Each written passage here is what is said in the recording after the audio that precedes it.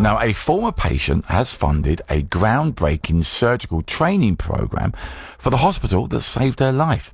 Linda Pottinger underwent life-saving surgery for bowel cancer at Watford General Hospital in 2023. And to say thank you, she decided to walk 33 miles in one day. She raised over, this is amazing, £13,000 doing that. And that's now funded the launch of a training program that trains theatre nurses to take on critical roles in operating theatres. That includes supporting robotic surgical procedures. Well, Linda joins me in the studio now. Good morning to you, my lovely. Good morning, Andy. So lovely to meet you. Thank you for coming in. Right, if I may just go back to the beginning. Tell us a bit about your story. How did you find out about your bowel cancer? Well, I had iron deficiency anemia, really acute, for a considerable period of time. And then finally the doctor actually investigated it, and under colonoscopy they found I had a large tumour in my ascending colon. So series of appointments followed, scans, you name it, consultant meetings. And then I met with my surgeon, Mr. Cheetham, because obviously it was sort of the essence. The surgery to remove the tumour actually took place on the 5th of July. So literally from the 3rd of June, my feet didn't touch the ground until I had my surgery, and literally, unbeknown to me actually at that time, but surgery was all I needed. I was cancer free after the surgery. So literally 4 weeks, 4 days from finding out I've got cancer to it actually having gone. And this is the thing, isn't it? Because we all know the NHS is under incredible strain and pressure, and we know that if you go to A&E, chances are you're going to be there for a few hours, more than likely, and they're overworked and very incredibly stressed and all of that. But when you need it, and when you're in the system, and it's, my God, it's good, isn't it? I couldn't fault it. It was absolutely faultless. The team were fantastic. You have your own nurse specialists. I'm under surveillance now for 5 years. Yes. So I'm nearly getting on to 2 years into that.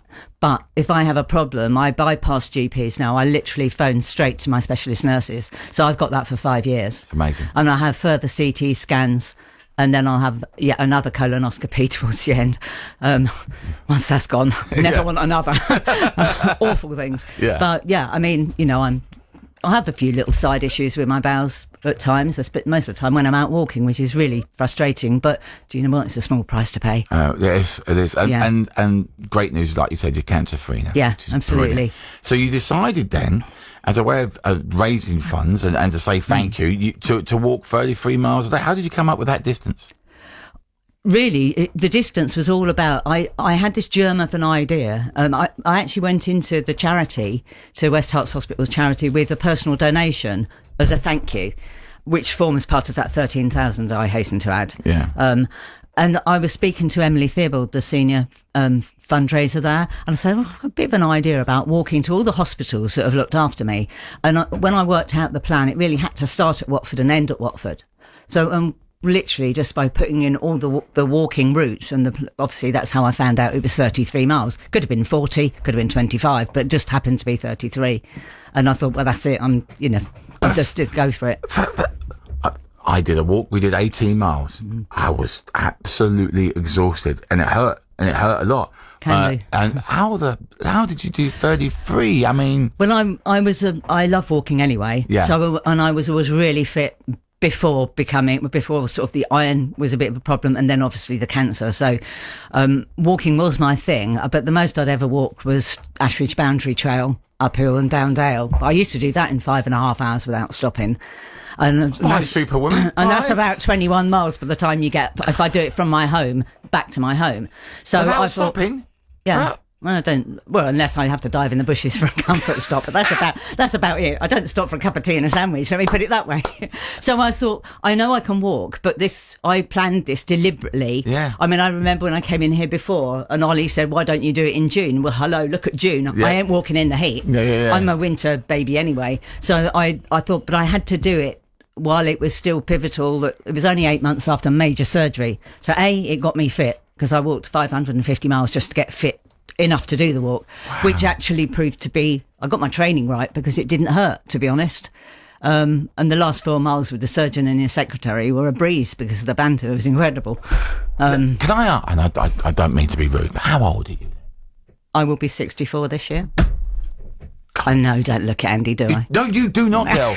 No, you don't. I can't walk to the kitchen without going, it's a bit of a long walk there, isn't it? They've moved that kettle. And that's amazing. You must be so proud that the money you've raised is going to something so groundbreaking.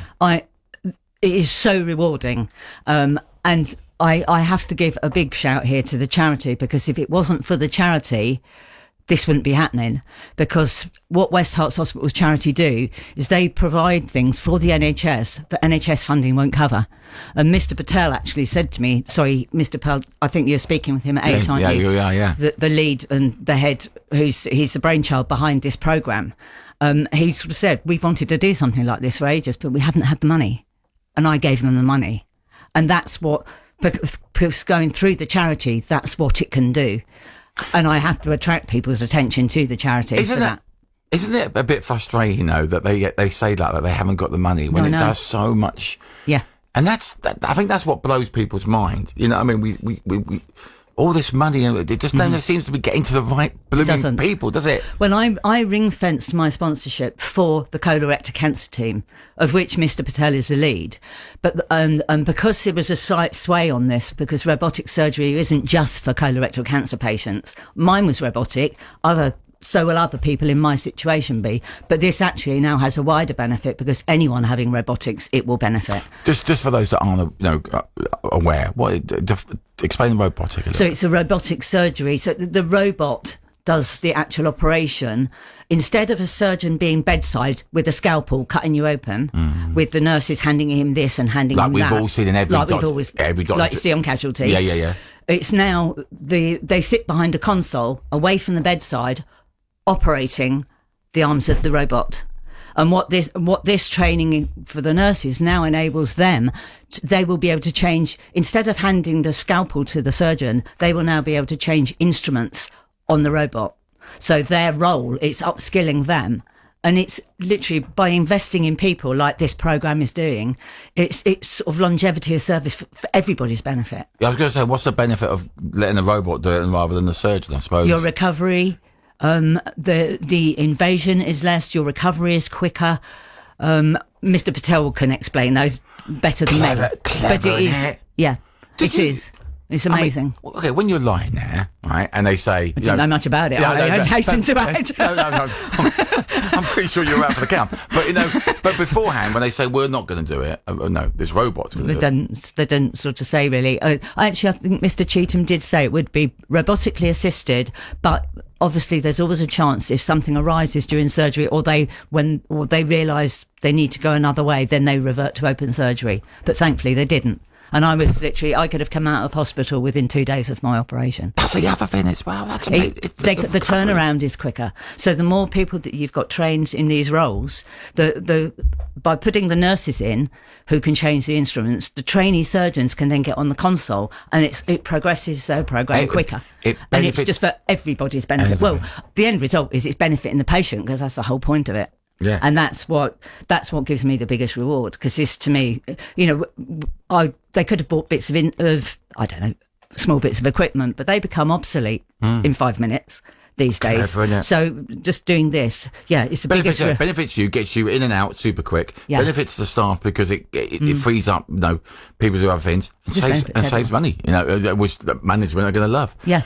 And the turnaround is definitely much quicker. And they also, they have other things that make the process quicker as well now. Let's give the charity another big shout out. Can I? Yeah, of course you can. Because, if I can direct anyone who wants to support them, donate, get involved in events, volunteer, read about the impact that they make. If they go to their website, which is whhc.org.uk, comprehensive things on that. Go to the events, because this one's for you, Andy. Go on. 5th of July. Yes. You doing anything? Day after my birthday, hint. I think I'm actually... Watford Football Club. Oh, go on. Go on. Yeah. Step Up Challenge. Oh, I've got to step up. What have I got to do? Step up. It's a 20,000 seater stadium, I think, isn't it? Yeah. They've got a step up challenge. People get involved. You can take there's like an entry fee for adults and children, and you can either run it, walk it, do half of it, and it's raising money basically. Up and down the steps, all the way around. Yeah.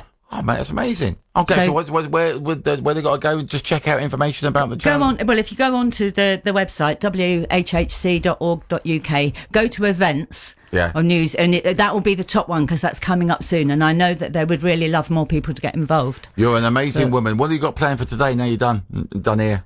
Oh, probably a bit more extreme gardening at home. I don't know. Should go for a walk. She never stops. No, I don't. And you brought in some goodies as well, which is very... Well, I would have bought a big cake because yesterday being the 40th. Happy birthday, BBC. Thank you, Dan.